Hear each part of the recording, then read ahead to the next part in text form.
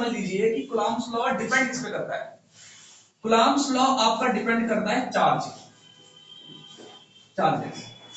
क्या single charge? नहीं, single charge हो गई, ठीक है। कूलम्ब्स लॉ के लिए कम से कम आपको मिनिमम तो 2 चार्ज चाहिए, कम से कम 2 चार्ज चाहिए, और मैक्सिमम उनकी संख्या कितनी भी हो सकती है, ठीक है। अगर चार्जेस की बात की जाए तो चार्जेस के बीच जो फोर्स आता है, चार्जेस के बीच जो फोर्स आता है उसे बोलते हैं हम इलेक्ट्रोस्टैटिक फोर्स, ठीक। चार्ज के बीच जो फोर्स लगता है उसे बोलते हैं हम इलेक्ट्रोस्टैटिक फोर्स, है ना। क्योंकि चार्ज का मतलब एक प्रकार से इलेक्ट्रिक से हो गया, इलेक्ट्रॉन से मतलब हो गया, है ना। उसके उसके बिहाफ में क्या कर दिया, इलेक्ट्रोस्टैटिक कर दिया, ठीक है। और ये जो आपका इलेक्ट्रोस्टैटिक फोर्स है यही तो आपका कूलम्ब्स लॉ है, कुछ कंडीशन एप्लीकेबल इसमें। ये जो आपका इलेक्ट्रोस्टैटिक फोर्स है ये बिना चार्ज की प्रेजेंट के पॉसिबल ही नहीं है। अगर चार्ज कहीं पे चार्ज नहीं है तो वहां पर आपका इलेक्ट्रोस्टैटिक फोर्स नहीं होगा, हम बोल सकते हैं कि वहां पर आपका कूलम्ब्स लॉ भी नहीं कैरी कर सकता। दूसरी बात कि कूलम्ब्स लॉ ही आपका इलेक्ट्रोस्टैटिक फोर्स ही आपका कूलम्ब्स लॉ है। एक्चुअली बच्चे तो पहले कंपेयर कर नहीं पाते कि कूलम्ब्स लॉ आखिर है क्या, कुछ नहीं। कूलम्ब्स लॉ आपका सिर्फ फोर्स है, सिंगल चार्ज का नहीं, कम से कम 2 चार्ज, और मैक्सिमम कितनी हो सकता है, ठीक है। तो 2 चार्ज अगर हम सामने ले ले, जैसे प्लस क्यू और माइनस क्यू, अगर मैं इन 2 चार्ज की बात करता हूं तो इन 2 चार्ज के बीच लगने वाला जो फोर्स होगा उसे बोलेंगे हम कूलम्ब्स लॉ, या फिर इलेक्ट्रोस्टैटिक फोर्स। ध्यान रखना, इलेक्ट्रो से मतलब चार्ज है, स्टैटिक से मतलब एक जगह में स्थिर चार्ज, स्टैटिक।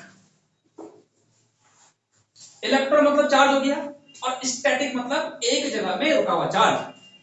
अगर चार्ज मोशन में है तब भी काम करेगा, कोई दिक्कत नहीं है, फोर्स तब भी लगने वाला है। लेकिन अगर हम बात करते हैं कूलम्ब्स लॉ की तो उसके लिए चार्ज होना चाहिए एक जगह पर रुके हुए, ठीक है। सपोज करो कि एक पॉजिटिव चार्ज पॉइंट ए पर है, एक नेगेटिव चार्ज पॉइंट बी पर है, ठीक है। तो इनके बीच हम क्या निकाल सकते हैं, हम कूलम्ब्स लॉ को निकाल सकते हैं, और इनके बीच आपका इलेक्ट्रोस्टैटिक फोर्स भी लग रहा है, मतलब इलेक्ट्रोस्टैटिक फोर्स ही क्या है, कूलम्ब्स लॉ। मैं बार बार जो है इसको वहां पर आपको समझा रहा हूं, है ना, अलग चीज अलग अलग तरीके से आपको बता रहा हूं मैं, ठीक है ना। अच्छा, तो क्या देखा आपने, आपने ये देखा कि कूलम्ब्स लॉ के लिए कम से कम आपको 2 चार्ज चाहिए। 2 चार्ज क्यों चाहिए? क्योंकि अगर मुझे अपनी ताकत का पता करना है कि मेरे में कितनी ताकत है तो मुझे किसी और से कंपटीशन करना पड़ेगा, है ना। अगर एक सिंगल चार्ज है, अगर एक सिंगल चार्ज है तो क्या इस सिंगल चार्ज को अपनी ताकत का एहसास होगा? नहीं हो सकता ना, हो ही नहीं सकता, ठीक है ना।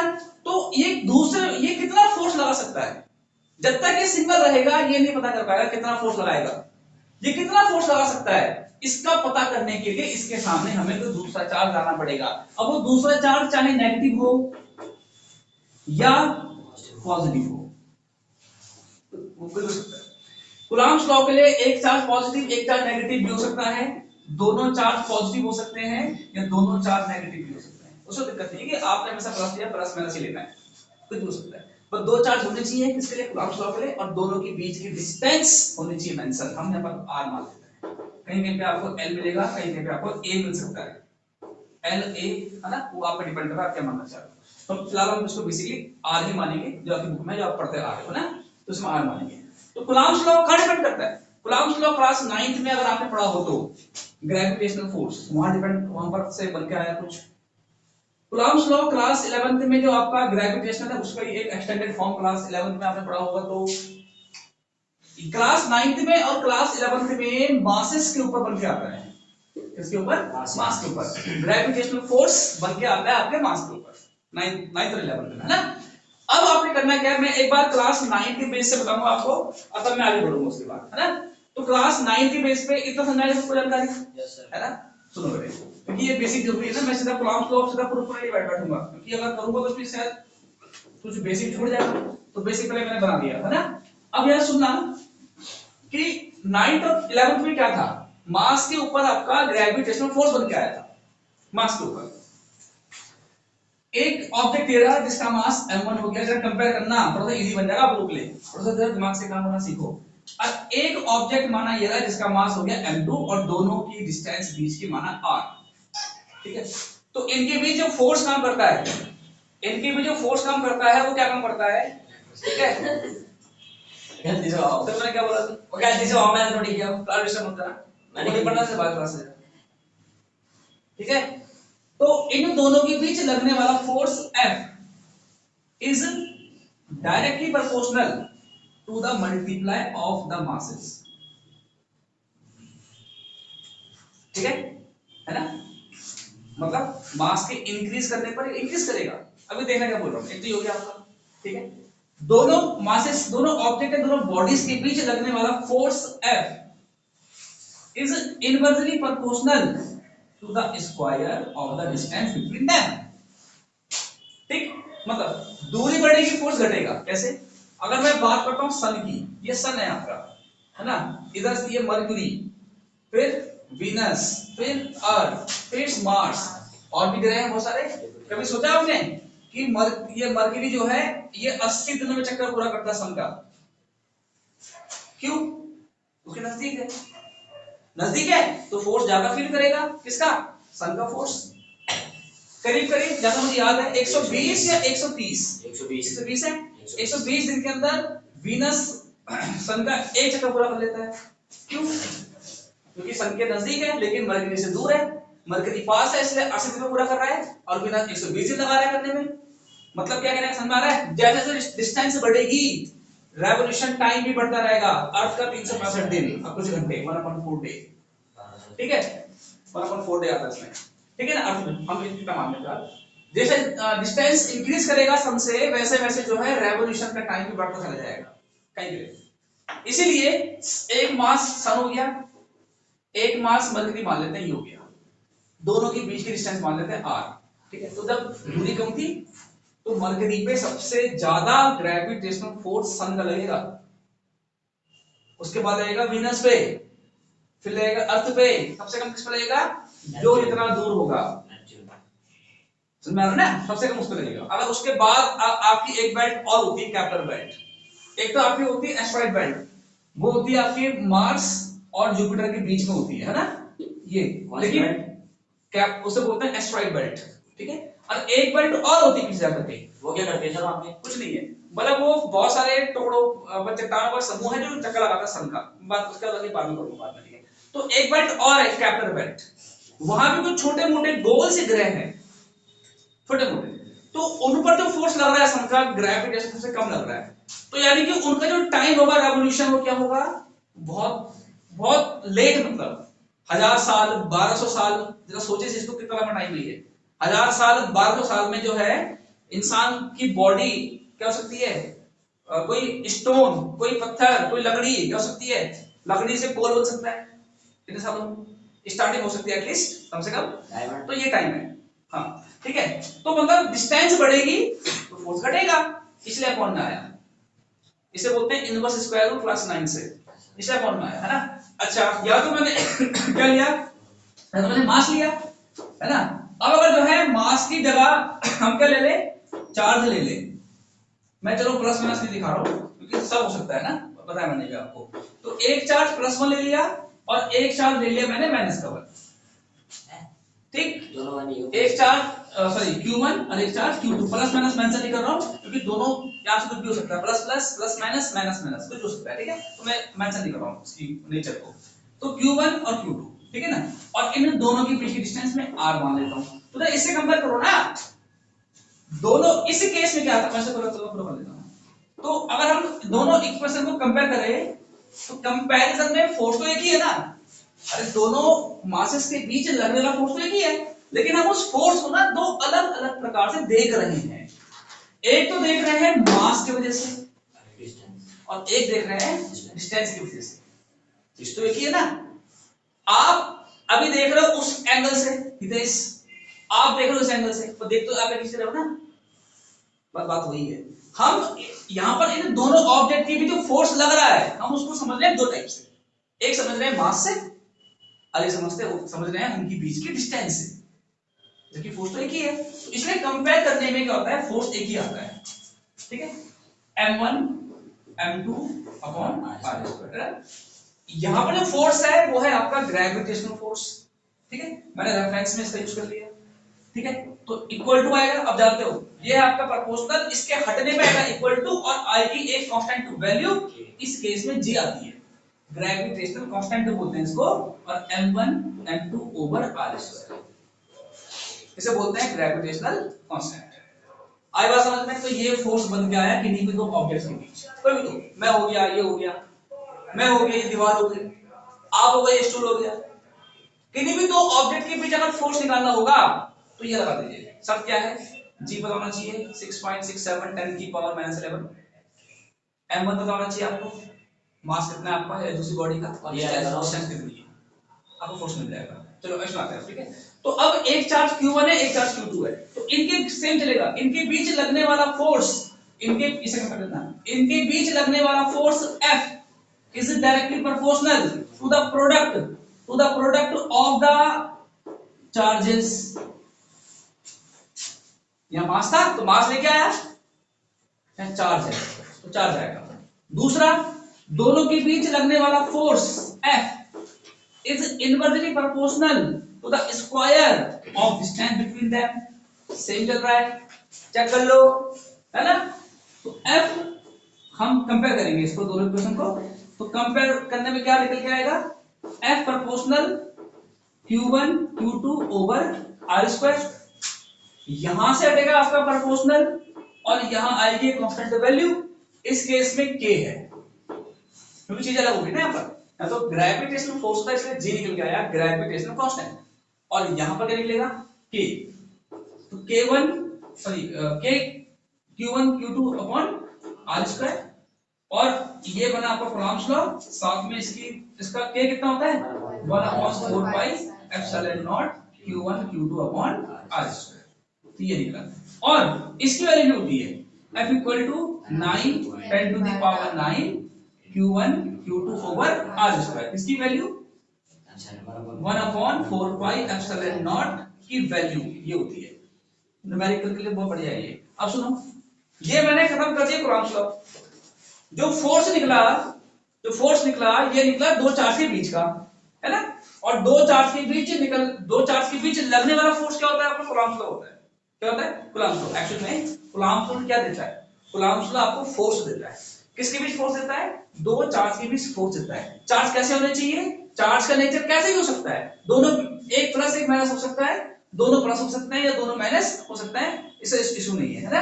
अच्छा, सब क्या इसके लिए, सब ये इसके लिए कि चार्ज होने चाहिए स्टैक में, स्टैक मतलब वो मोशन में ना हो, मोशन में ना हो, बस रुके हुए हो ना चार्ज करके, हाँ, जब चार्ज मोशन में होगा तब भी वो दूसरी डायरेक्शन फोर्स लगाएगा, ठीक है, लेकिन फिलहाल जो आगे वाला बुक है उसके अकॉर्डिंग मैं समझा रहा हूं, ठीक है, पहली बार 2 मिनट, पहली बार, ठीक है, ये हो गया आपका डायनामिक फोर्स होगा उसमें आपका, डायनामिक इलेक्ट्रोस्टैटिक है ना उसमें, तो उसमें इलेक्ट्रोस्टैटिक डायनामिक फोर्स बोल सकते हैं उसको, क्योंकि डायनामिक किसको जब आपको बोलते हैं मोशन होता है उसे डायनामिक बोलते हैं, ठीक है। अच्छा, इतना हो गया आपका, ठीक है, तो ये बन गया आपका इतना, आगे देखो जरा इतना।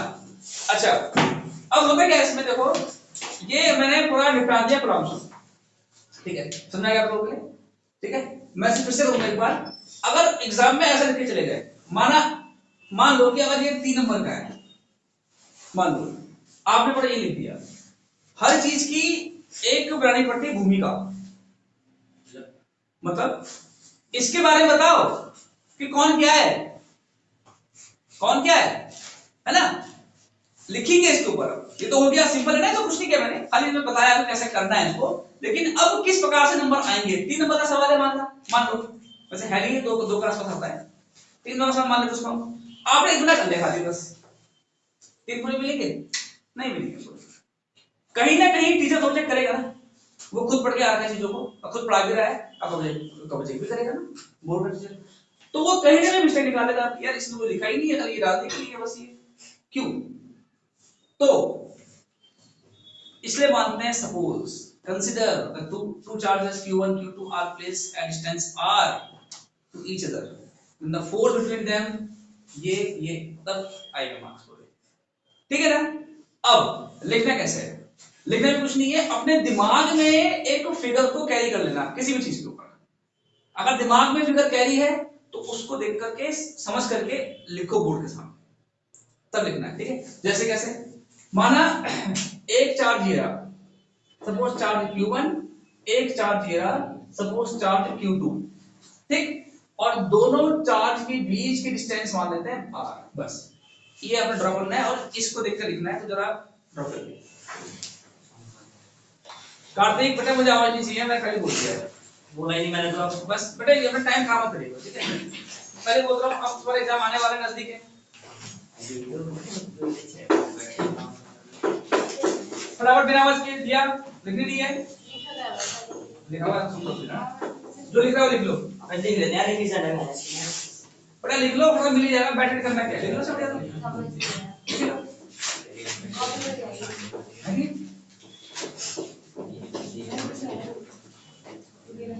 बात ऐसे हो गया। देखो जरा, consider two charges, consider two charges are placed, consider two charges are placed at a distance of two charges Q1 and Q2. Q1 and Q2 are placed at a distance of r, at distance of r, लिखा, full stop. दोनों charge क्या रख दिए गए, एक दूसरे के उसमें, है ना, r डिस्टेंस रख दिए गए। अच्छा, अब फोर्स वन के बीच, ठीक है। देन अब देखो नेक्स्ट लाइन से, the force is directly proportional. सुनो, आप लोग लिख रहे हो ना, मैं आपको लिखा रहा हूं ना बेटा, क्योंकि मेरे दिमाग में ये है, ये है दिमाग में मेरे, मैं आपको यहां समझो उसे, the force is directly proportional to the multiply या product of their mass of their charges of both charges. ये देखिए लिखना है आप लोगों ने, the force is directly proportional, लिखा, to the product of charges, to the product of charges. अब नेक्स्ट लाइन से इसको लिख दो, F proportional Q1 into Q2, equation first मान लेना, F proportional Q1 into Q2, equation first मान लेना, ठीक। अच्छा, अब एक तो फोर्स डिपेंड करता है चार्ज पे डिपेंड करेगा, दूसरा डिस्टेंस पे। मैंने बोल दिया, फोर्स कोई भी होगा, ग्रेविटेशनल, इलेक्ट्रोस्टैटिक या फिर मैग्नेटिक फोर्स होगा, डिस्टेंस बढ़ने पर वो बढ़ेगा, वो कम होगा, क्या होगा, कम होगा फोर्स। अब देखो नेक्स्ट लाइन से, the force is inversely proportional. यहां देखो दिमाग में ये फिट है, फिट करो, ये force is inversely proportional to the square of distance between them, to the square of आवाज बेटा, of distance between them, ठीक। अब नेक्स्ट लाइन से इसको लिख दो, F proportional 1/r square, equation second हो गई, है ना। अब क्या करेंगे, ऑन कंबाइनिंग बोथ इक्वेशन, लिखिए, ओके, कंबाइनिंग होगा ना, ऑन कंबाइनिंग बोथ इक्वेशन, दोनों इक्वेशन कंबाइन यहां करेंगे हम। तो कंबाइन करने में क्या होता है, फोर्स तो हमारा एक ही है ना, देखिए उसको हम दो अलग अलग तरीके से समझना है, तो फोर्स तो एक ही है, तो एक ही आएगा फोर्स, यहां पर proportional Q1 Q2 upon r square, कुछ ये बन के आएगा, आएगा समझ में, है ना। अब आप जानते हो कि हटेगा आपका प्रोपोर्शनल, आएगी एक कांस्टेंट वैल्यू, और इस केस में क्या है, वैल्यू k है, Q1 Q2 upon r square, ठीक है। और k कितना होता है, 1/4 pi epsilon naught Q1 Q2 upon R square, ये हो गया आपका फोर्स। अब क्या करोगे, वैल्यू डालने बराबर 4/5 नॉट, ये तो इतना है ही। अब यहां पर दिखा दो इसको, यहां पर डाल दो इसकी वैल्यू 1/4 एफ साइलेंट नॉट की value 9 into 10 to the power 9 Q1 Q2 upon R square, ठीक है ना, ये value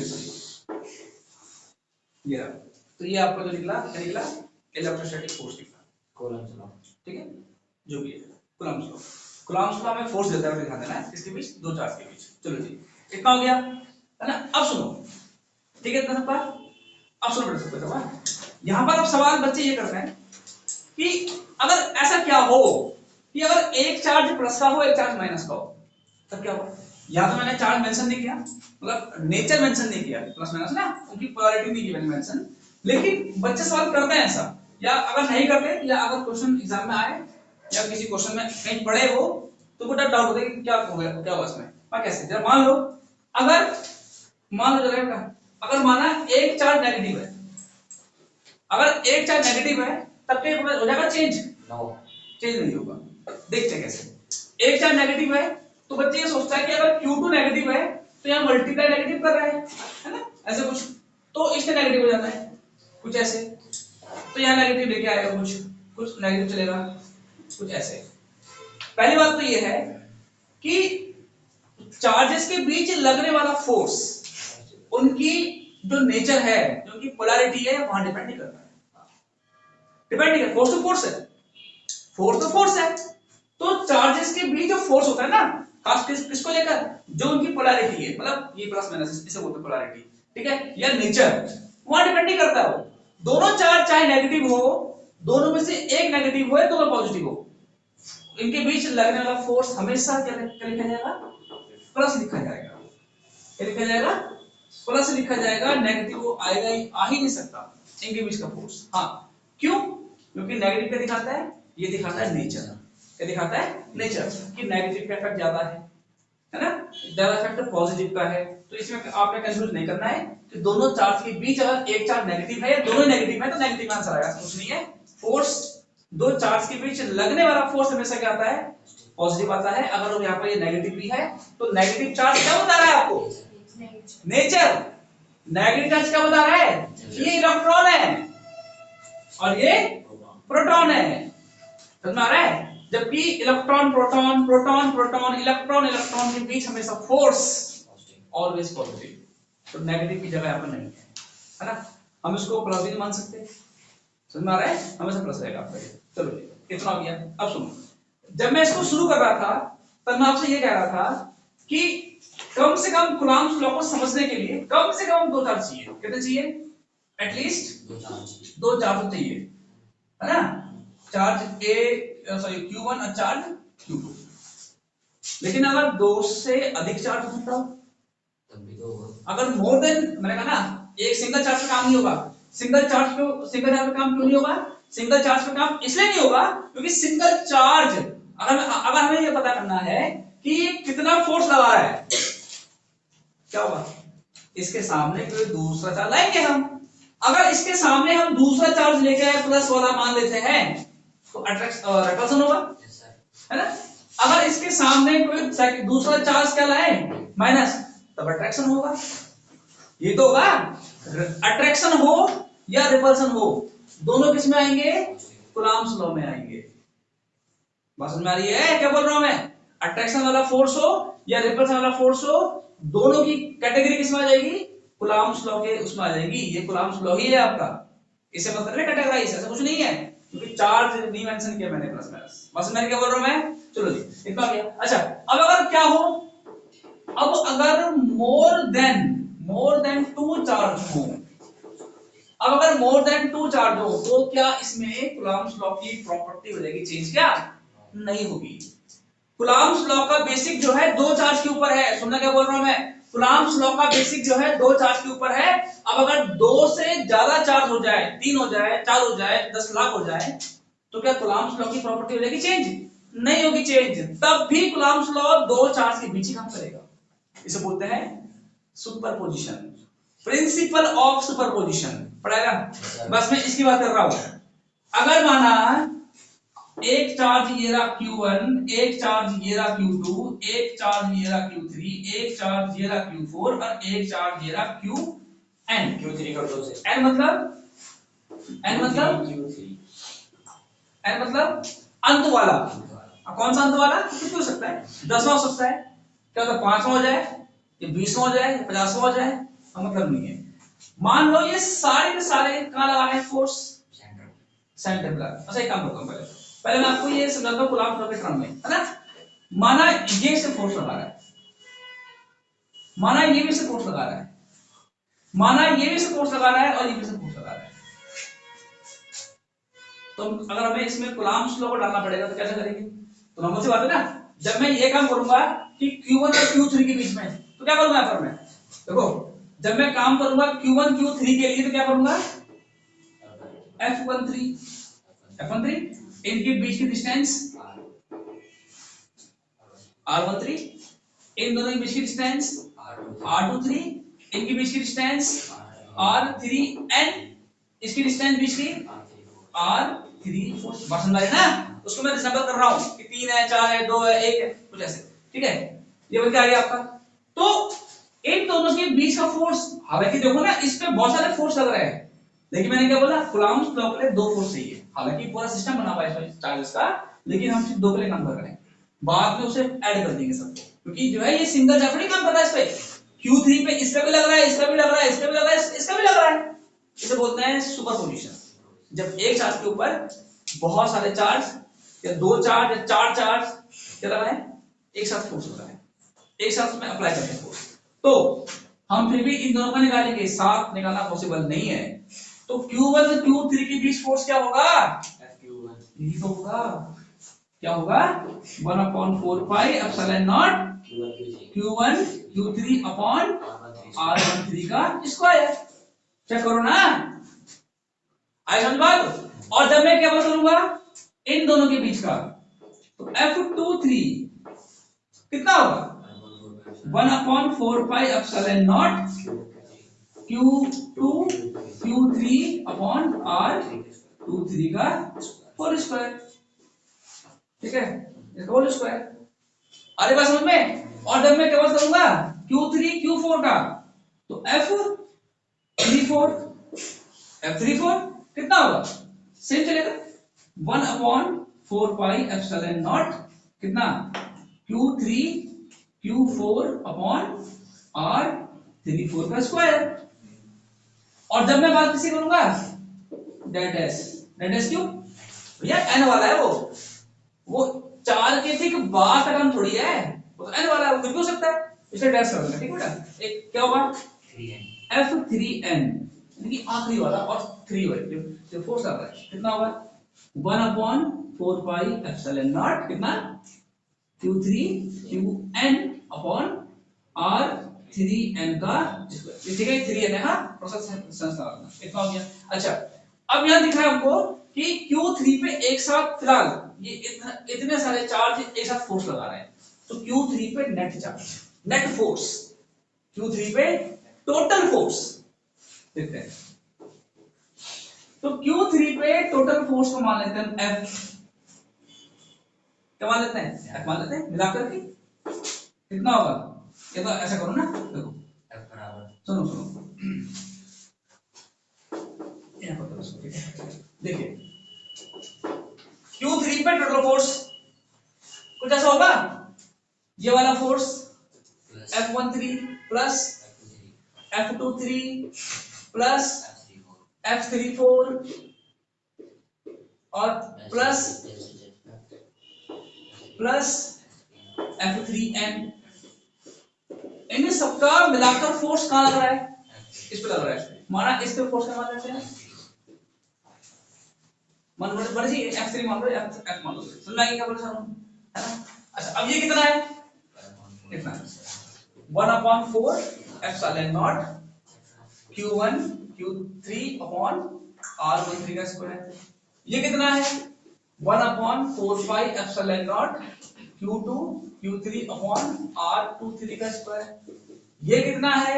1/4πε0 Q3 Q4 R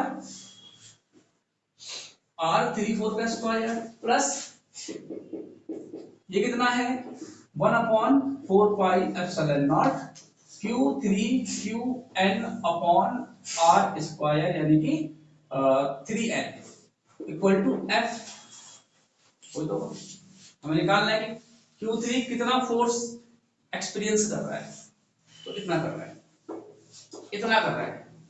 common जो है बाहर खींच लो 1/4πε0 Q1 भी आ सकता कॉमन, सॉरी Q3 इसमें कॉमन है, मर्जी है उसे मान निकाल सकते हो, ये निकाल सकते हो, मैं निकाल रहा हूँ। क्या बचेगा Q1 Q3 upon R square plus Q2 Q3 upon ये प्लस है ना, ये भी है बस यही बात है, तो उसमें काउंट हो जाएगा Q3 QN upon R square 3N। तो Q3 पे इतना फोर्स काम कर रहा है, ये क्या खत्म हो गया आपका प्रिंसिपल ऑफ सुपरपोजिशन। डिफिकल्ट है, इसका लिंक मैं दिखाऊं, इसका लिंक कहां से निकल के आया, यहां से निकल के आया। अब जिस बच्चे ने कूलॉम्स को नहीं समझा होगा उसे कर लेगा, वो नहीं कर पाएगा। अब इसमें ऊपर ना बच्चे सवाल ये करते हैं, सुन रहे हैं बच्चे, क्वेश्चनिंग ये करते हैं कि सर ठीक है हमने निकाला Q3 का, अगर ऐसा हो कि सब पे सब फोर्स का लगा दें, Q2 पे लगा दें, क्या लगा दें, क्या लगा दें Q2 पे, तब Q2 पे निकलेगा, सेम हो जाएगा, सेम तो होगा। जहां पर आपके पास हर जगह पे Q3 है ना, क्या जाएगा Q2 आ जाएगा बस खाली, है Q1 Q2 Q3 Q2 Q4 Q2 QN Q2 आएगा नहीं आएगा बस। तो ऐसा करना है आप लोगों ने, कुछ भी हो सकता है, चार्ज कितने में ले लो कोई दिक्कत नहीं उसमें। अगर माना वो 10 लाख बोलता है कि हम ऐसे 10 लाख कर देंगे, इसको नहीं करते, शुरू में 3 निकालते फिर डैश फिर आप नहीं करते तो 10 लाख खत्म बात, ठीक है ना। फिर से अगर बोलूं अगर ये क्वेश्चन फिर से 3 नंबर का है तो मार्क्स पूरे मिलेंगे क्या? नहीं मिलेंगे, क्योंकि आपने भूमिका बनाई नहीं, है ना। मैं बात कर रहा हूं भूमिका की, ठीक, मतलब एक बेस जो होता है, सुन लीजिए जो बेस बन के जो आता है ना। मैं बात कर रहा हूँ इस क्वेश्चन के भूमिका के, तेरे हाथ में पढ़ती बोली बोल रहा हूँ ठीक है ना। हाँ नहीं तो वो सोच रहा कि भूमिका दीदी, यहाँ देखो जरा, दीदी नहीं है ना छोटी बहन होगी, दीदी भैया बहन। हाँ ओके चलिए बॉडी बोल दो ठीक है। तो ओके तो भूमिका बन जाएगी यहाँ पर आपकी, है ना, वो जरूरी होता है बेटा, है ना। तो नंबर काउंट उसके भी होते हैं, बहुत से लोग होते हैं आपको मिलेंगे अभी लास्ट टाइम में, अरे यार क्या पढ़ा फिजिक्स है ना, अरे मैं तो 2 दिन पहले पढ़ के गया था यार, देख पास हो गया, मिले सर बच्चे आपको मिलेंगे मिलेगा, अरे मिलेंगे जो भी है, लेकिन उनके अगर जो ऐसा बोलते हैं कि यार क्या पढ़ रहा फिजिक्स यार, क्या पढ़ रहा था केमिस्ट्री मैथ यार, 2 दिन पढ़ के गया था, कुछ तो नंबर होता है पढ़ के नहीं गया। अब एक्चुअल में ना जब ऐसा बोलता है या तो वो बहुत पढ़ के गया होगा, या वो तो कैसे पास हो गया, या फिर बोल रहा या तो फेल है, आप झूठ बोल रहा है। जो भी ऐसा बोलता है उसको सवाल जरूर कर दो इसको, अगर कर गया तो ठीक है, नहीं करा तो कुछ नहीं, मतलब जो भी है आप अपनी पढ़ाई करते रहिए, ठीक है, जो भी है टाइम तो बीतना है ना, पढ़ाई करते रहिए, ठीक है। तो भूमिका बनाने के लिए क्या करेंगे, कंसीडर, जो यहाँ लिखा है ना बेटा वही कर लेंगे, कुछ सुनो जरा, जो यहाँ पर लिखा है वही करना है, अलग से कुछ नहीं करना, तो लिखिए कंसीडर,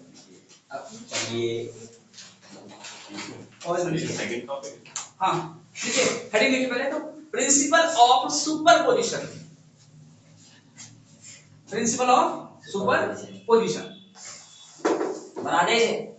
हाँ बना दो, Q3 पे लगा देंगे सारा, हाँ सारा जो सब कुछ जो है Q3 पे कर रहा है, ऐसे ऐसे रख दो, ऐसे कर लो बेटा, सही है ना सर, ठीक है। तो लिखिए प्रिंसिपल ऑफ सुपरपोजिशन, किस पे लिखना बोले, कंसीडर a system have हाँ a system have number of charges, sister है नंबर होता है, system have number of charges, ये शॉर्टकट लिखा ना, हाँ हो गया। Q1 देखो अपने दिमाग में डायग्राम फिट करके बैठना, Q1 Q2 डैश कौन आ गया बीच में, Q1 Q2 Q3 that that dash Qn that that dash Qn, ठीक है। And the all forces the all charges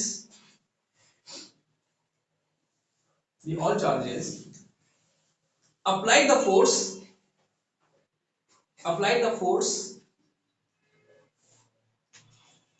on charge Q3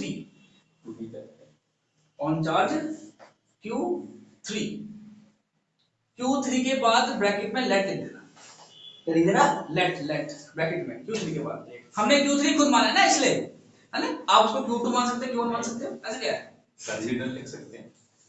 उन्हें ऊपर हो जाएगा, लेट या से कर देना, एक ही बात है, लेट या से कर दो, है ना। तो अब बेटे ये डायग्राम बना दो, ये दिया कौन सा वाला Q3 वाला Q3 वाला, यार सब फोर्स का लगाएंगे, सही था यार कोई नहीं तो कार्तिक मैं तो कुछ बोला ही नहीं। आप आवाज में पीछे देख लो कौन बोल रहा है पहले। इतना हो गया, ठीक है। पीछे R13 R32 RN3 और R43 करो, ठीक है। ये समझ आ गया, पीछे बता दूं उसको, आगे सारा समझ गए ना, करिए इसको।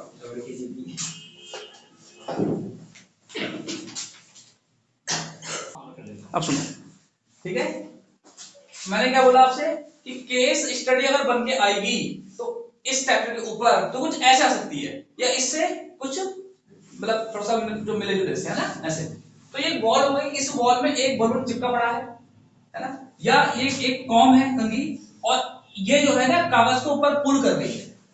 ये क्या है, ये एक्चुअल में हो क्या रहा है, जब आप कभी बलून को अपने बालों पर रब करोगे, है ना, और दीवार पे ऐसे होल्ड करोगे, तो आपका बलून जो है ना ओवरनाइट जब तक आप निकालोगे नहीं, वो दीवार पे चिपका मिलेगा, गिरेगा नहीं नीचे, नहीं गिरेगा नीचे। क्यों नहीं गिरेगा या क्यों मिलेगा चिपका हुआ, वो इसलिए मिलेगा क्योंकि जब आपने उस बलून को अपने बालों पे रब किया तो आपके बालों में से चार्जेस उस बलून पे ट्रांसफर हो गए, है ना। और दीवार भी, जैसे माना दीवार पे हाथ लगा है या पोछा मारा है दीवार पे साफ करने के लिए, या झाड़ू मारा है दीवार पे तो जो है दीवार पे जो भी काम हो रहा है वहां भी क्या हो रहा है, फ्रिक्शन हो रहा है उस पे भी, तो दीवार पे भी कुछ एक्स्ट्रा चार्ज आ चुके हैं। अब अगर चिपक रहा है, क्यों चिपक रहा है, बलून पे चार्ज माना प्लस, लेट्स सपोज प्लस, दीवार पे चार्ज नेगेटिव, तो अट्रैक्शन। सेम रीजन इसका भी होगा, जब आप किसी प्लास्टिक के कॉम को अपने ड्राई एयर पे रब करोगे तो सेम होगा, आपके बालों से चार्ज निकल कर जाएगा जो आपकी ये इसके पिन्स हैं, इसके पिन जो आपकी कॉम्ब है कंघी, ये उसके पिन है वहां जाएगा, और कागज को फाड़ते टाइम भी आपने कागज होल्ड किया है तो फ्रिक्शन के कारण क्या होगा, कुछ चार्ज आपके हाथ से निकल कर जाएंगे कागज के ऊपर। अब सुनो, इसकी प्रॉपर्टी अलग है, ये प्लास्टिक का हो सकता है ना, कंघी वाला प्लास्टिक की है, तो प्लास्टिक का नेचर अलग है और कागज का नेचर आप जानते हो अलग है। तो नॉर्मल सी बात है, चार्ज का ट्रांसफर दोनों में अलग अलग होगा, है ना। ये कागज है और ये प्लास्टिक है, तो प्लास्टिक में अलग चार्ज जाएंगे वो भी आपकी बॉडी से रब करते समय, और कागज में चार्ज जाएंगे अलग उसको फाड़ते समय, ठीक। और जब आप दोनों चार्ज कंघी को लाओगे कागज के ऊपर तो due to the opposite nature of charges, ठीक है, तो कागज क्या होगा, कॉम की तरफ अट्रैक्ट होगा, वो भी कुछ समय के लिए, ऑलमोस्ट कुछ सेकंड के लिए। ये पता कर तो यहाँ पर जो है जो भी प्रॉपर्टी बन के आएगी ये आपकी आ सकती है केस स्टडी में, इसके ऊपर ये आ सकता है या इसके कुछ जुड़ा हुआ, इससे टॉपिक से जुड़ा हुआ, समझ में आ रहा है। तो उसका जवाब ये है, electrostatic due to the electrostatic force, दोनों केस में ये है। कब पैदा हुआ, कब बना, जब आपने बलून को या कॉम को अपने बालों में रब किया। ठीक उसी प्रकार से ग्लास रॉड को फर से रब कर रहे हो, सिल्क का कपड़े से रब कर रहे हो, ऊन के कपड़े से रब कर रहे हो, किससे रब कर रहे हो, तो चार्ज ट्रांसफर कौन सा होगा, प्लस माइनस, वो डिपेंड करेगा किसके ऊपर, आप किसको रब कर रहे हो और रब किस पे कर रहे हो, समझ में आ रहा है। तो ये डिपेंड करेगा जो भी है, ओवरऑल दो चार्ज के बीच लगने वाला फोर्स में से क्या होगा, आपका इलेक्ट्रोस्टैटिक फोर्स ही होगा। क्या कहलाएगा, समझ में आ गया इतना? तो चलो ये बताओ, इतना भैया पता कर सकते हैं कौन सा मतलब चार्ज